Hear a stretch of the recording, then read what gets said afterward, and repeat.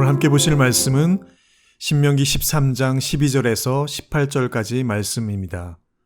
제가 말씀을 봉독하여 올리겠습니다. 내 하나님 여호와께서 내게 주어 거주하게 하시는 한 성읍에 대하여 내게 소문이 들리기를 너희 가운데서 어떤 불량배가 일어나서 그 성읍 주민을 유혹하여 이르기를 너희가 알지 못하던 다른 신들을 우리가 가서 섬기자 한다 하거든.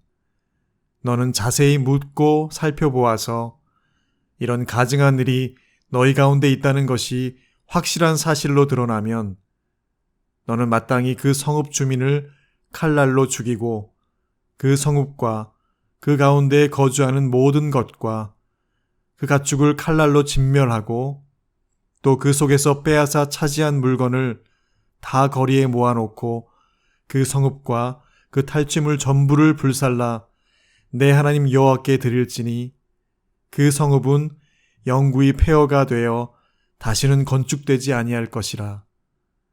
너는 이 진멸할 물건을 조금도 내 손에 대지 말라. 그리하면 여호와께서 그의 진노를 그치시고 너를 긍휼히 여기시고 자비를 더하사 내 조상들에게 맹세하심 같이 너를 번성하게 하실 것이라. 내가 만일 내 하나님 여호와의 말씀을 듣고 오늘 내가 내게 명하는 그 모든 명령을 지켜 내 하나님 여호와의 목전에서 정직하게 행하면 이같이 되리라. 아멘. 주신 말씀 함께 묵상하겠습니다.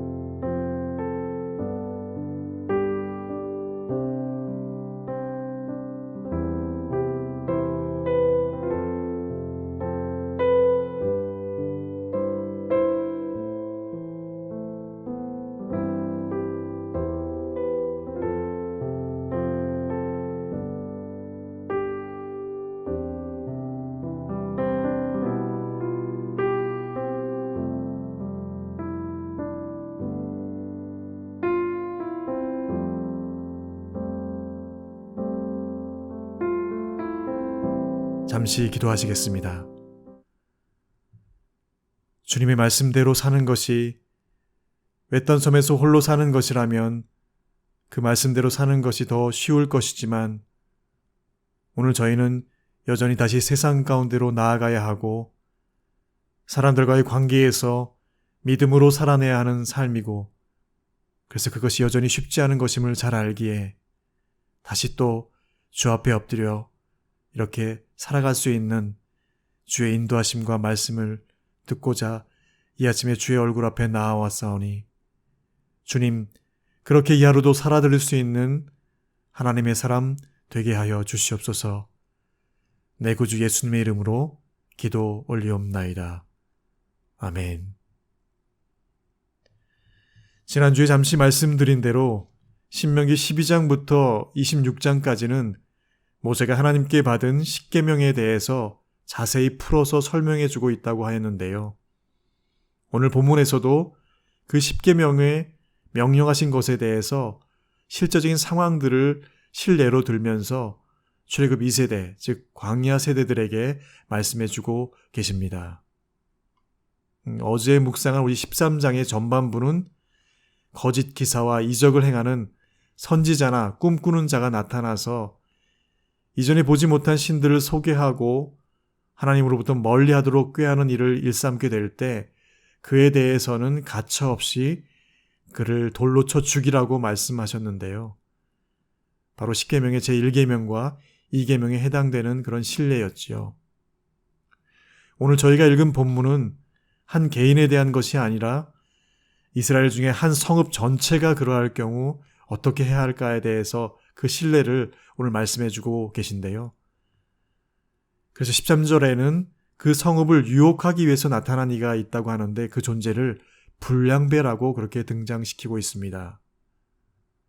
한국어에서 느껴지는 이 불량배라는 말의 의미에서도 잘 나타나듯이 원문에는 벨리알의 아들들이라고 하여서 쓸모없고 무가치하고 다른 이들을 삼키는 자로서, 그리고 70인역에서는 법이 없는 자들, 즉 무법자들이라고 하였고요.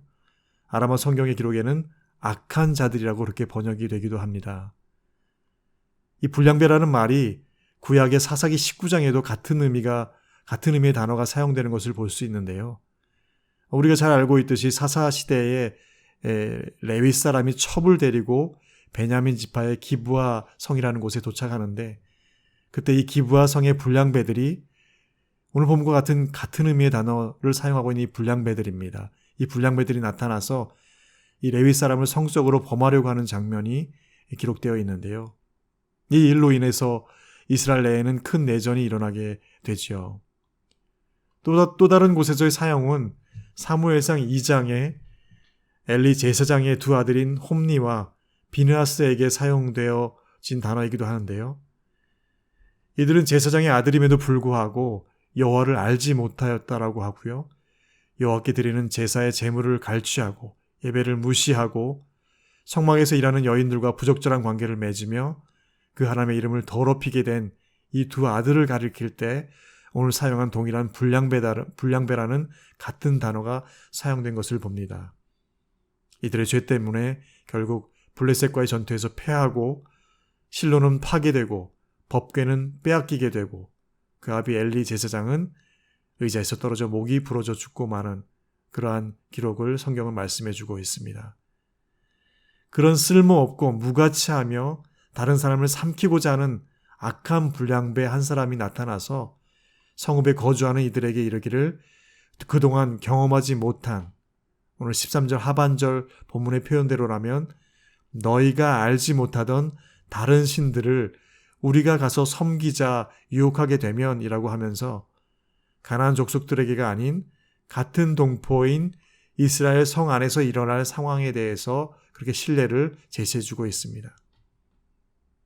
그들이 유혹하는 대상을 일컫는 말을 다시 한번 보시면 매우 흥미로운데요.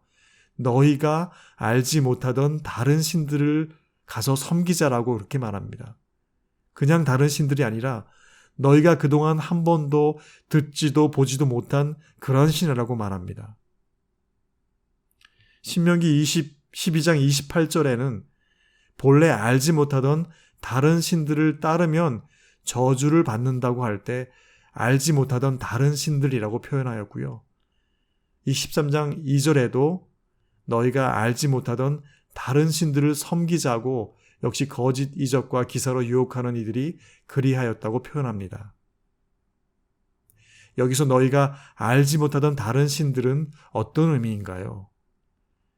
당시 이스라엘 백성들에게는 하나님이 아닌 가나안 땅의 가나안 이방 족속들이 섬기던 신들, 즉 이들이 그동안 전혀 경험하지 못한 그런 이방 신들을 의미하기도 합니다. 그런데 더 깊은 인간의 죄성에 대한 그런 본질적인 그 기저에는 다음과 같은 종교성과 욕망과 욕구를 의미하는 말이기도 한데요.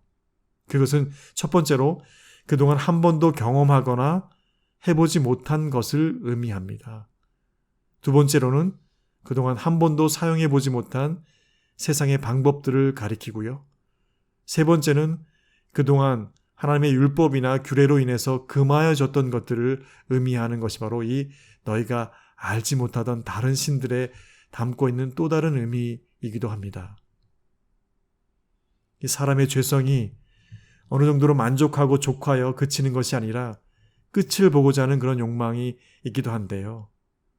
그리고 무엇인가 또한 금기시하고 테두리를 정해놓으면 그것을 깨보고 싶고 넘어보고 싶은 그런 죄성이 이 육신의 장막을 입고 있는 이상 늘 도사리고 있는 것이기에 너희가 알지 못하던 다른 신들이란 것은 참으로 이스라엘 백성들에게는 아주 유혹적인 것임에 틀림없었을 것임을 우리에게 보여주고 있습니다. 어디선가 많이 듣고 익숙한 분위기라는 그런 생각이 들지 않으시는지요? 예, 우리가 잘 알고 있는 바로 아담과 하와 커플이 그러했지요.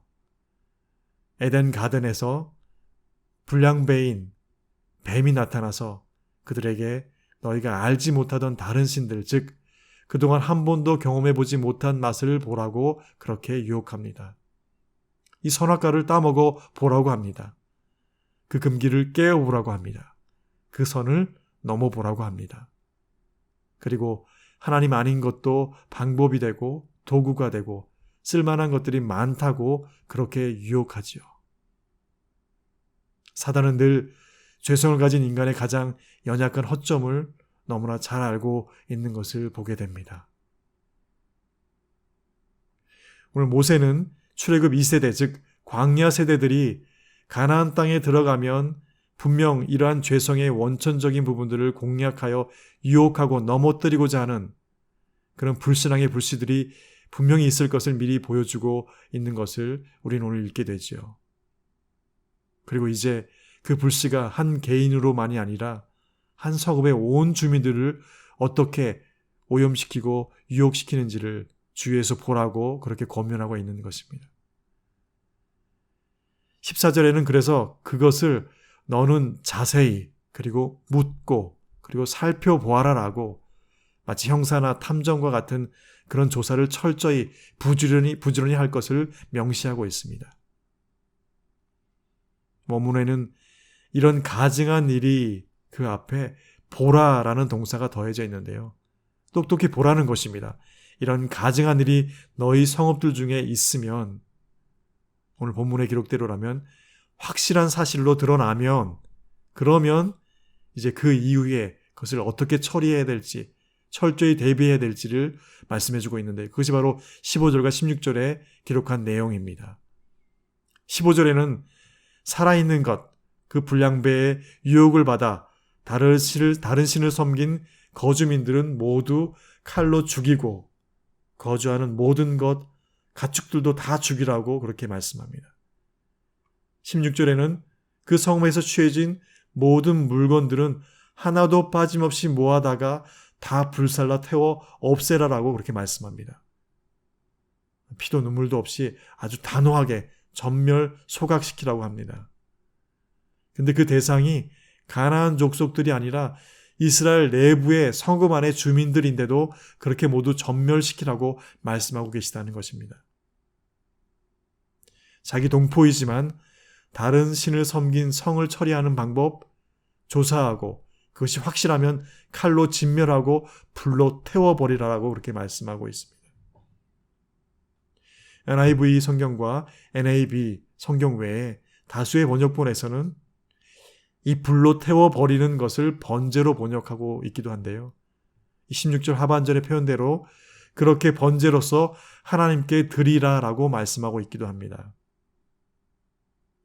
이 같은 좀 잔인하고 끔찍하기도 한 방법은 사실 여호수아서에 기록한 대로 전쟁에서 승리한 후에 정복한 곳의 모든 살아있는 것과 전리품을 모두 죽이고 불태우는 하나님께서 직접 명령하신 진멸법이기도 합니다. 히브리어로 진멸하다라는 이 헤렘이라는 단어를 사용해서 그래서 헤렘법, 헤렘 전쟁 방법이 바로 그것입니다. 여호수아서 7장에 기록된 헤렘 전쟁 방법에 이스라엘 내에서의 실제적인 적용의 그 예가 이 여리고성을 함락하고 나서 아간의 예로 기록되어 있는데요. 그곳에서 취한 전리품을 몰래 빼돌린 것으로 인해서 이 아간과 그의 모든 소유물이 함께 돌로 침몰당하고 불에 태워진 것도 바로 이 헤렘법에 근거한 것이라는 것을 성경은 말씀해주고 있습니다. 이 법에 의하여 그러한 진멸될 것에 가까이 하거나 만지는 것조차도 허용되지 않고 있음을 오늘 본문도 말씀해주고 계신데요. 17절에는 그래서 조금도 내 손에 대지 말라라고 그렇게 말씀합니다. 16절에는 그 성읍은 영구히 폐허가 되게 할 것이고 다시는 건축되지 못하도록, 다시 재건되거나 회생되지 못하도록 아예 괴멸시켜서 유혹의 어떠한 그런 작은 불씨도 남기지 말라라고 이렇게 말씀해 주고 있는 것이죠. 하나님 외에 다른 것들에 마음을 두지 못하도록 아주 실제적이고 단호한 조치를 명하시는 그런 하나님의 말씀을 오늘 우리가 듣게 됩니다. 가나안 땅을 들어가서 이스라엘 백성들이 정복해야 할 것은 그곳의 땅을 정복하는 것과 그곳에 하나님 외에 거주하던 이방 족속들을 정복하는 것 못지않게 그곳에 뿌리박고 있는 이방 우상을 섬기는 종교, 하나님 외에 다른 것들을 섬기는 온갖 냄새나고 부패한 것들까지도 정복하고 뿌리 뽑고 진멸해야 하는 것이었습니다. 그런데 오늘 말씀대로 오늘 말씀을 보면 그것보다 더 무서운 것은 이방 족속들 가운데 있었던 것보다 그들 안에서 그들 성읍 안에 이스라엘 거주민들을 유혹하여 하나님이 아닌 다른 것들로 유혹하고 미혹하여 안에서부터 부패하고 썩어지게 할 것에 대해서조차도 아주 단호하게 하나님이 명령하신 헤렘법으로 대처할 것을 말씀해 주시고 계시다는 것입니다. 모두 칼로 베어 도륙하고 불로 태워서 흔적조차 없애고 다시는 새로 기사회생할 기미조차 없애버리라는 것이 하나님의 방법이셨던 것이죠. 오늘날 하나님을 예배하는 교회 가운데 우리가 알지 못하던 다른 신들, 즉 하나님의 도와 성경의 가르침이 아닌 새로운 것들로 한 번도 경험하지 못한 그러한 것들로 어쩌면 그동안 금기시해온 것들을 조금씩 허용하면서 들여오는 그런 미혹들과 유혹의 그런 프로그램들과 그런 어떤 방법들이 혹시나 우리 가운데 있지는 않은가. 한동안 구도자들을 배려하던 열린 예배와 같은 하나님을 향한 시선에서 예배자들을 더 배려하는 것에 초점이 맞춰진 이머징 처치들의 방법들,